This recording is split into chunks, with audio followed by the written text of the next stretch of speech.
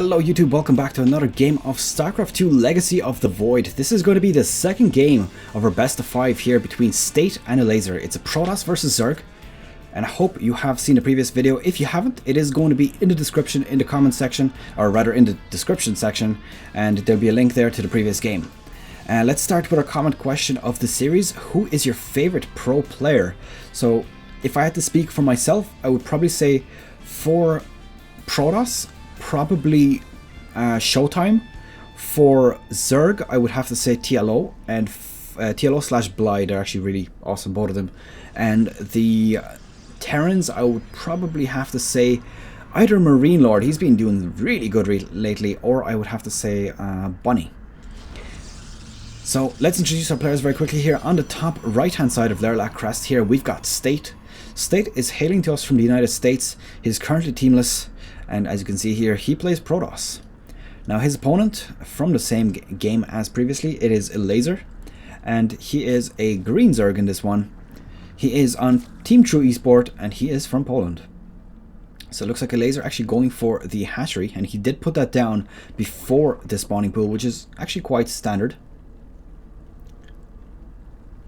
And yeah, so sometimes you might even see a double expansion at the very beginning on 4-player maps, just simply because it's very hard to actually to rush in a map like this.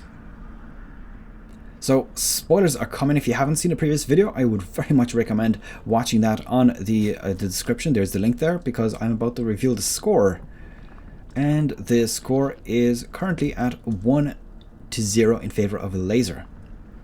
So it was quite a nice aggression from Elazer, but he got punished really bad with Dark Templar, so that kind of went really badly against him. That lost all of his queens, lost an expansion, and at that point the economy was so much in State's favor that, you know, Elazer just could not catch up with that. So let's see, we've got a double gas coming down here from State.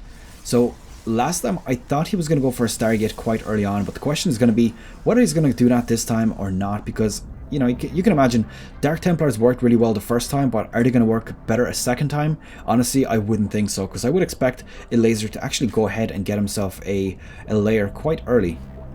So doing the same thing here with his probe, just scouting out to see if there's an expansion, which of course, and there we go, Starport is being put down. So he's kind of seems to be doing the same thing twice.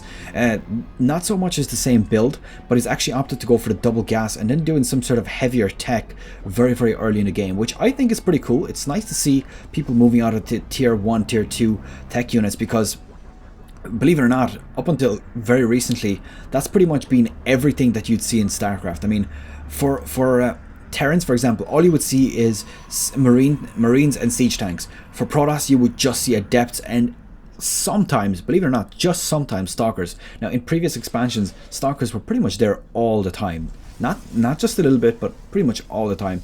Whereas now they're just starting to get back in there, because of course there is an Adept nerf, and also the fact that Adepts are only good against light units, but pretty much they were very difficult to deal with at the start, and then they got a bit nerfed as well.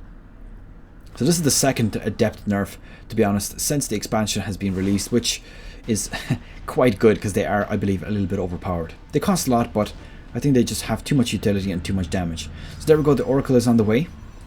Looks like we've got a Roach Warren being put down as well. Now Oracle, typical timing for an Oracle is to be in your base at about 4 minutes 30. So if you're playing as a Zerg or a Terran, or even a Protoss really, if you want to prevent getting nuked by an Oracle very early on, really, you should have some sort of anti-air or even anti-air units prepared at roughly 4 minutes 30. So let's see how close this time is going to be. It's probably going to be very close. I mean, it's 4:15 right now, and he's just about to approach the base. And just to note, he's building Phoenixes straight after this, so I'm going to potentially snipe off a few Overlords with that. Let's see what it's going to do here. Starting to take out a few units. There we go, the Spore Crawler. Actually, just notice the time as well. 4:27 is when he started killing units, so just about on time here.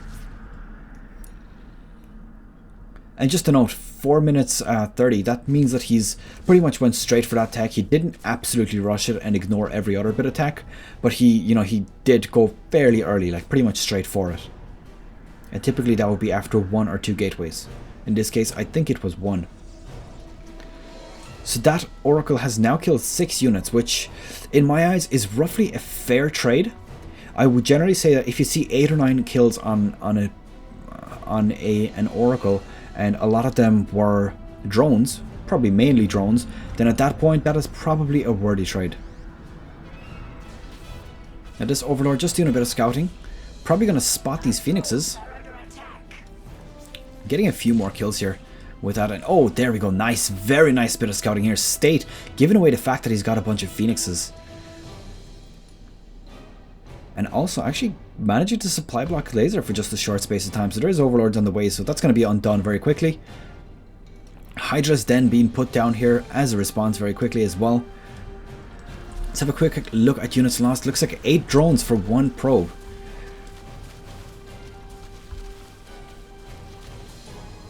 So I believe that was probably all from the Oracle, which, as I said, 8 to 9 drones with an Oracle is definitely a worthy trade. And is quite heavily favoring you, so that's pretty nice.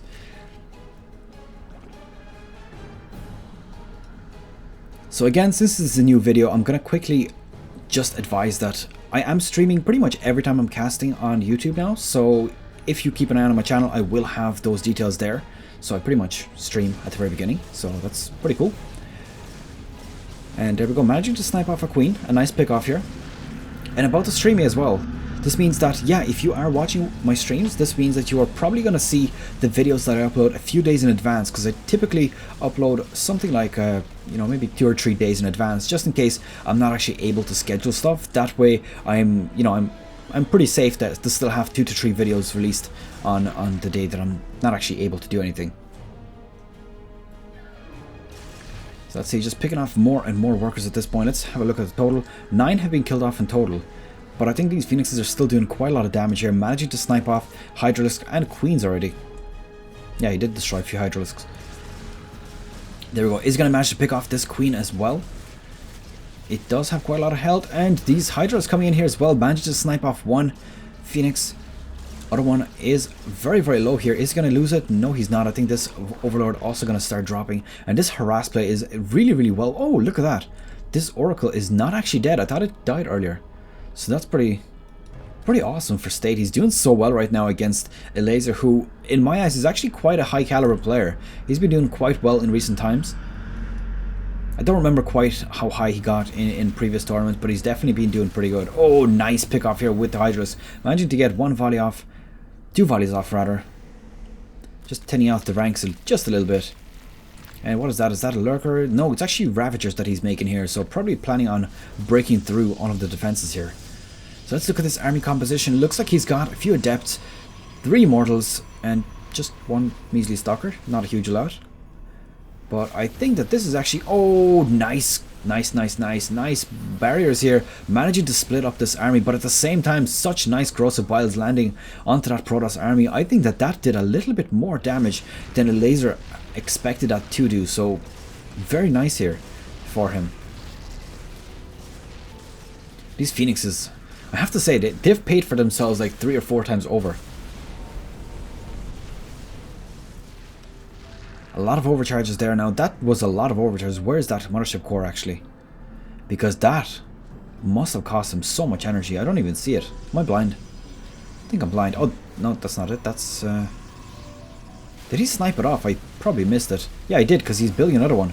And there we go, the engagement going down here. 90 supply in favor of against 50. Is he going to have enough here? The Phoenixes are still flying overhead, being very, very pesky. If he loses these robotics facility, this could be the nail in the coffin right now, because those make such powerful units. And definitely going to be causing problems. Dark Shrine is on the way. Is it going to be fast enough to defend off against this? Honestly, I don't believe so. I mean, at this point, he's destroyed quite a lot of units. He's done a lot of economic damage as well. And by economic, I mean production facilities. I mean, he's got no robotics facility right now. And Dark Templars. They did get warped in. There was a few of them, but they did get destroyed, of course, because there was an Overseer. There is one left in the corner here. Probes being transferred away, and oh my god, this is a terrible position for State now. I think that this is going to be brought up to 1 apiece, simply because this push is just denying him so many buildings right now. And I think that this is pretty much it. This is There's absolutely nothing at this point that state can do to defend off against such a huge army. I mean, 6-102. I'm just going to call it here, right here. And GG is called Elazer. 1-1 apiece, bringing the series up to a tie. And we're going to be moving on to game number 3. And that is pretty much it for our second game here. Elazer evening out the score with a 1-1 score now, and very nice play here with Rogues, Ravagers and Hydras. So that's pretty much it. I hope you've enjoyed it. Of course, leave it a thumbs up and subscribe if you want to see more, and don't forget to leave a response to the comment question of the series, which is who is your favorite pro player from Starcraft? Any expansion, you're very welcome to respond below. Good luck, take care, and I'll see you guys in game number 3.